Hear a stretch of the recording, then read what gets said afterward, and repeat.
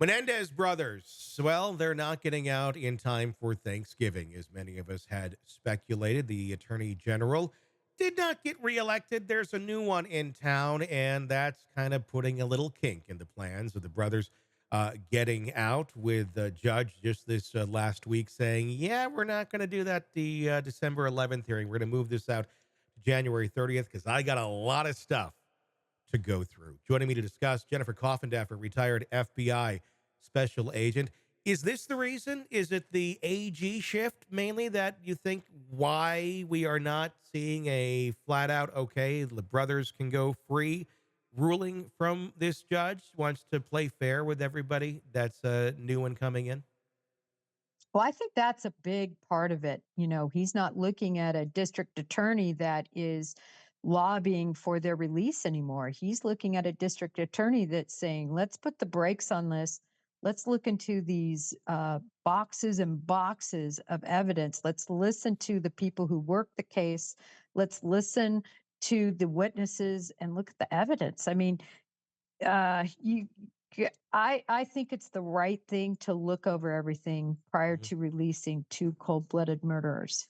What would they be? What are they looking for here in this evidence? Because we've heard, we all know the stories, and we know the narrative that the brothers are pushing. We know the narrative that people who have nothing to do with the brothers have pushed. The Roy Roselio from Menudo talking about his experience with Jose Menendez, and it seems to be fairly much a similar thing that happened to him as to what happened with those brothers. And there's been other members of Menudo who have said that they may come out as well.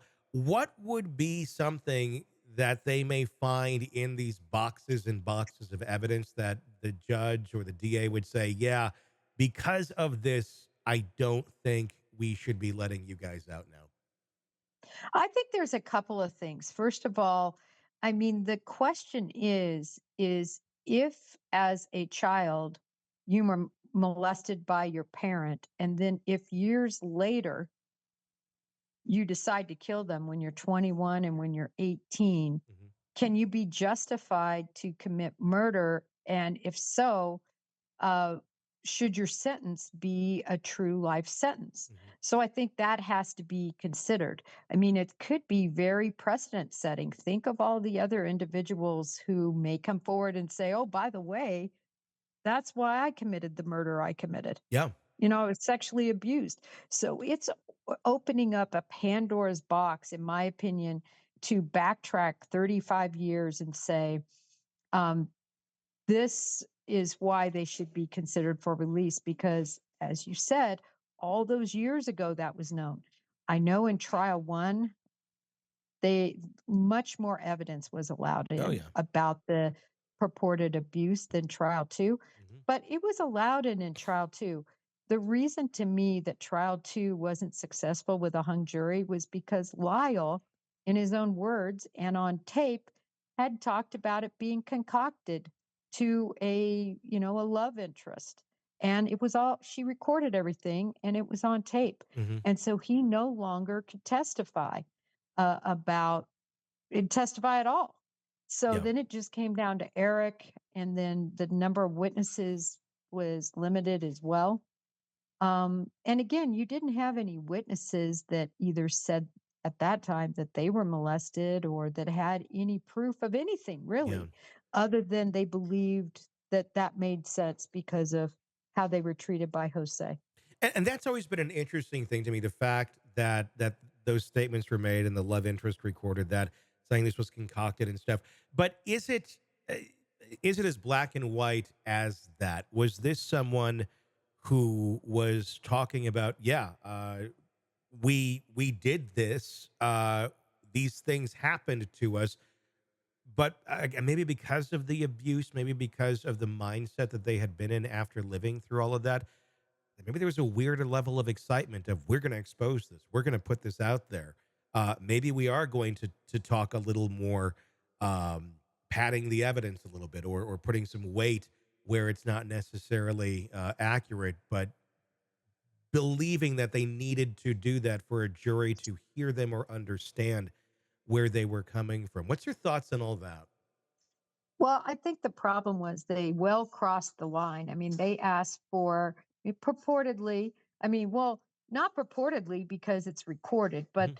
they asked for people to lie on their behalf and say things that happened that didn't happen. And the problem is when you're looking back 35 years, Tony, all of the facts start to really fade in Yeah. everyone's mind, and the new set of facts that people want to believe, and that's what people hear, Yeah. that's what's in the media. And so I think that's what this district attorney is saying is, listen, let's turn toward the real facts. So in other words, if they concocted this scheme, which Lyle talks about, Hmm. that needs to be looked at, because that's saying, listen, we're just saying all this to get off. Hmm. And, that's a huge problem. Yeah. Without a doubt, there's so many bizarre angles to this whole story. And at the end of the day, what is the appropriate punishment? And you know what again? What was the mindset of those boys at that time after living through years of abuse? That could really skew the way one views this or one way one talks about it uh, to others. It'll be fascinating to see where this goes. Bill Maher on Real Time the other night, season finale, does a look into the future, future headlines of 2025, and he said Menendez brothers, the newest addition to Dancing with the Stars, and if they do get free, I don't think that's that impossible of a possibility, quite honestly. I think that would happen. Yeah, I absolutely think that they will be making the media run. I think they'll be on television shows, they'll be on Saturday Night Live, they'll be all over the place. There'll be books, there'll be, I mean, we know that they had an interest in being in the spotlight, yeah. just how they ran their affairs after the murder. Hmm. And so I think we're going to see that. Tony, one of the biggest, I think, non pieces of evidence, if you will, that at least for somebody like me looking at a critical eye at this, is the fact that they have the hours and hours of Dr. Oziel's tapes. Yeah. And on those tapes, even though they admit all these details about this murder and they talk about the motive for committing it, never once did they mention the motive being because they were sexually assaulted or ever said anything about sexual assault. Is that Does that make a lot of sense? It doesn't make a lot of sense, because that's your point to say, listen, doc, this is why we blew literally the heads off of our parents. Would that not have been accepted back at that point in time? It's the only thing I can think of, or as easily accepted as it would be today. But they were talking to their I therapist. know. Yeah, it Think that doesn't add up. There's a lot of elements that do not add up in this case, but there's a lot of ones that do, and I think that's why we are sitting where we're sitting right Well, when you look at the support that they have from their family, a 92-year-old sister, now. another Mhm. sister that's very elderly, that they're coming out and they're saying, listen, they should be out. They absolutely believe that Jose Yeah. sexually abused them. Absolutely believe it. And I think one thing that almost everybody can agree on in this case is Jose was not a nice dad in terms of how he treated these sons Yeah. in a lot of respects. He embarrassed them in front of others. He Mhm. emotionally and verbally abused them. But I mean, his sons were running a ring of they were Yeah. thieves. That too. Yeah. They were breaking into houses, they were stealing people's goods and belongings, they were fencing them. I mean, he pulls every string he can, makes all these contributions to get Lyle into Princeton. And what does he do right away? Is he plagiarizes a paper? I mean, Mhm. he's a fraud, right? Yeah. And I think, I don't know. There's just so many angles to this.